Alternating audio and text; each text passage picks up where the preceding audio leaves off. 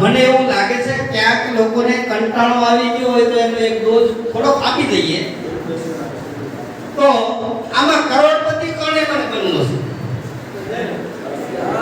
એક શરત છે મારી, જે વ્યક્તિને કરોડપતિ બનવું હોય એના માટે મારી એક શરત છે, સાહેબ 1 કરોડ રૂપિયા હું બાય કેશ તમને આપવા માંગુ છું. શરતમાં માત્ર એટલું છે કે તમારે પ્લેનમાંથી કૂદવાનું છે. બોલો હવે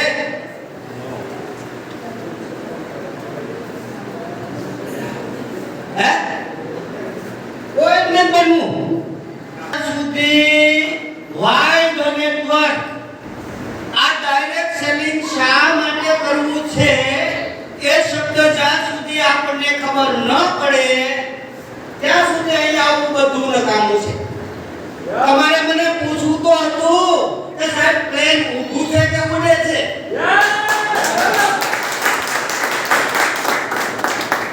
મેં ક્યાં કીધું તમે ચાલુ પ્લેન કૂદો એમ? આપણે આપણી જાતને ખરેખર બહુ હોશિયાર સમજીએ છીએ.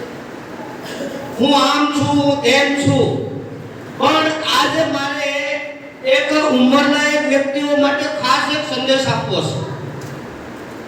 આજે ઘણા બધા ક્લાસ 1 અધિકારીઓ છે, સારી નોકરીઓ કરે છે, પણ ત્યાર પછીના એના રિટાયર્ડ પછીના જે જીવન ઉપર તમે સર્વે કરો, સાહેબ એના દીકરા દીકરીઓ કે એની વહુ રિટાયર્ડ વ્યક્તિને ઘરે સાચવવા માંગતી નથી. ખરેખર માણસને પૈસાની જરૂર ક્યારે છે? આજે મને આનંદ થાય છે. ઉભા થાઓ કાકા, તમે ઉભા થાઓ. આજે આપણા વચ્ચે ઉંમરવાળો વ્યક્તિ છે, સાથે એને બંને હાથ પણ નથી.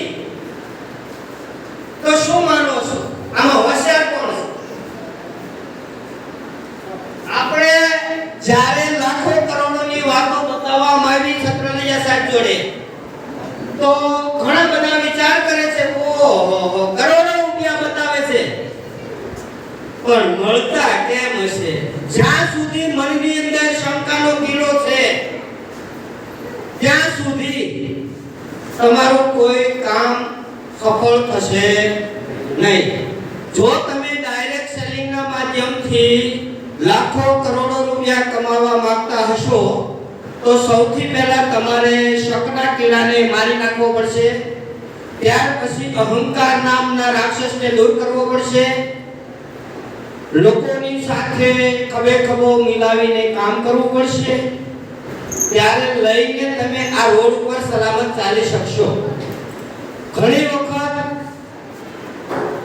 ડિસ્ટ્રીબ્યુટરો જાય છે, લોકો પાસે બોલવામાં આવે છે, સાહેબ તમારા માટે અમે એક જબરદસ્ત ઓપોર્ચ્યુનિટી લઈને આવ્યા છીએ. શું કરે? સારું કામ તો કરવું છે, મારી પાસે ટાઈમ નથી. કા પૈસાનું બાનું કાઢશે? સાહેબ પૈસા નથી. સાચી વાત છે ખોટી વાત છે? હું એમ કહું છું કે આજે 3200 રૂપિયા તમારા ખિસ્સામાં નથી. ભગવાન ન કરે તમારી સાથે એવું બની શકે, અહીંથી બહાર જતા કોઈ ગાડીવાળાએ ટોકર મારી દીધી, સાહેબ મોટી હોસ્પિટલમાં તમે ગયા, 25000 રૂપિયા તમારી પાસે માંગી લીધા, શું કરશો સાહેબ?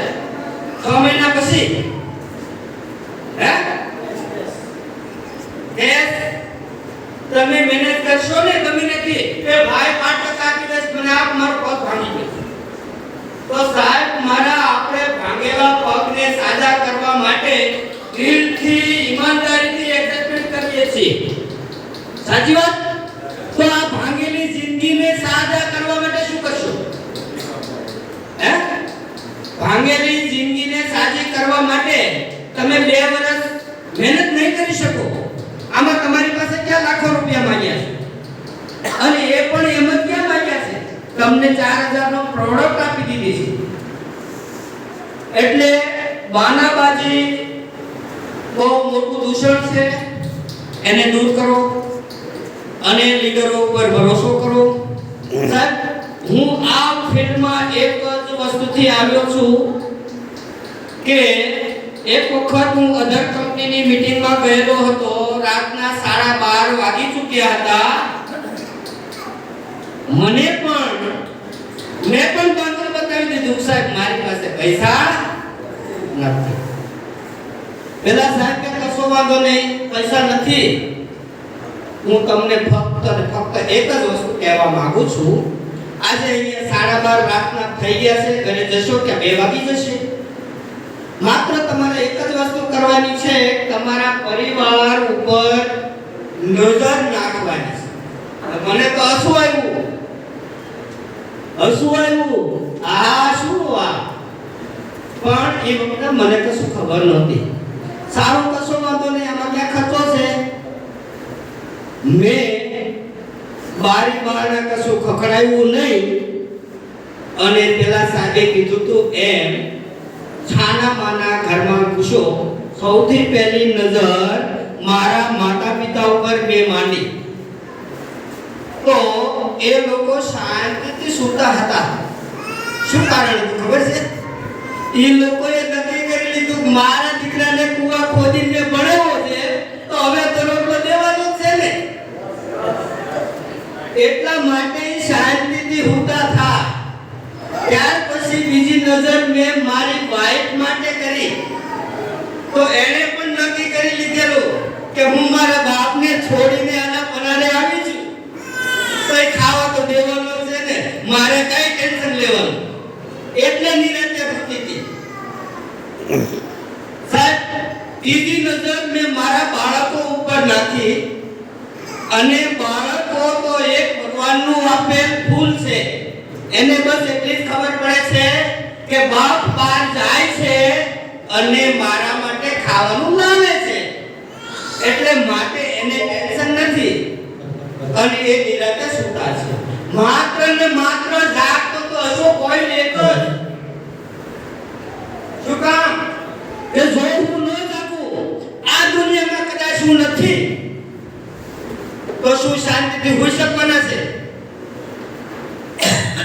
પૂછે તો અહીંયા ભરતભાઈ જે ટીમ તમને બતાવી, આજે મેં મારી આઈડી થી મારો દીવડો ઝગમગ ચાલુ કર્યો અને ત્યાર પછી ધીરે ધીરે આની અંદર 2 વર્ષે 2 લાખ સુધીની પણ ટીમ સખાઈ શકે છે. હવે એ લોકોના દિવેલમાંથી તમારા ઘરમાં આવક રૂપી પ્રકાશ આવશે. કદાચ આ અશોકભાઈ ગોહિલ આ દુનિયામાં નથી, તો એની બાયડી છોકરાને કોઈની સાથે લાંબો હાથ નહીં કરવો પડે. માટે ડાયરેક્ટ સેલિંગ નું એક આજ મહત્વ છે. સાહેબ, જો એકલા હાથે મહેનતથી પૈસા કરવા હોય ને, તો તમારી કરતા વધુ તો એના ગોધરિયા મહેનત કરે છે, રાત દિવસ મહેનત કરે છે. બતાવો મને એક વ્યક્તિ 4 વ્યક્તિ ભેગા થઈને કાર લીધી હોય. માત્ર મહેનતથી પૈસા નથી. પૈસા માટે તમારે મેનેજમેન્ટ કરવું પડશે, મહેનત કરવી પડશે અને લોકોની સાથે પ્લાનિંગ પણ કરવું પડશે. Thank you very much. આ મહેમાન છે એટલે અમારે વધુ બોલાય નહીં. બાકી તો ઓલેની જોડે બોલી કે આવું ઉભા રહ્યો. મિત્રો આસફભાઈ ભાવનગર માટે મિત્રો જેમણે જબરદસ્ત માહિતી આપી. તો મિત્રો દરેક લીડર ધ્યાન રાખી, જો ટાઈમ ઓછો છે એમને ઇન્કમ નામ અને